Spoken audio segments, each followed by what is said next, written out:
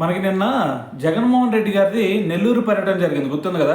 దీంట్లో జగన్మోహన్ రెడ్డి గారు కొన్ని కామెంట్స్ చేశారనమాట.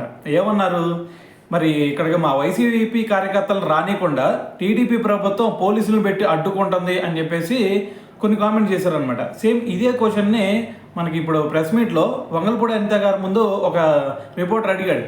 అయితే దానికి ఆమె చెప్పింది ఏంటంటే, ఇప్పుడు దేనికైనా ఒక పాలసీ ఉండిద్దండి. అంతకుముందు జగన్మోహన్ రెడ్డి గారికి ఇదేం తెలియదు కాదు. మరి వాళ్ళ నాన్న సీఎంగా చేశారు, దాని తర్వాత ఆయన కూడా సీఎంగా చేశారు. ఇన్ని సంవత్సరాల నుంచి మరి రాజకీయాల్లో ఉన్నారు కదా.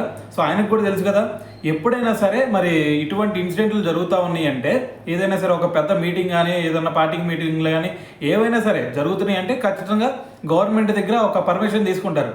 అప్పుడు గవర్నమెంట్ ఏం చేసిద్ది, ఓకే మీరు ఎంతమంది వస్తున్నారో దానికి బందోబస్తు మేము ఎంత ఏర్పాటు చేయాలని చెప్పేసి సో మరి అన్ని లెక్కలు వేసుకొని దాని తర్వాత మరి బందోబస్తు ఏర్పాటు చేసింది.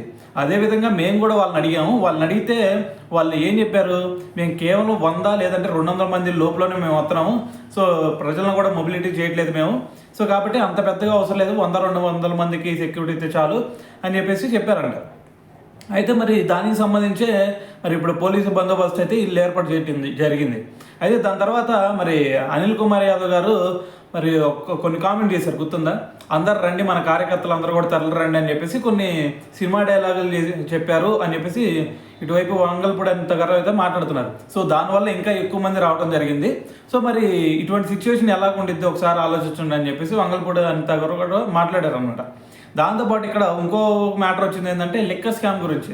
సో మరి లిక్కర్ స్కామ్ గురించి మరి జగన్ గారు జైల్లోకి వెళ్తారంటున్నారు. మరి దీని గురించి ఏంటి అంటే, సో దాని గురించి మనం చెప్పడానికి ఏముంది, మరి చట్టం దాని పని చేసుకుంటూ పోతుంది. సో దాని గురించి మనం పట్టించుకోవాల్సిన అవసరం లేదని చెప్పేసి ఈ 2 స్టేట్మెంట్లు అయితే ఇవ్వడం జరిగిందనమాట.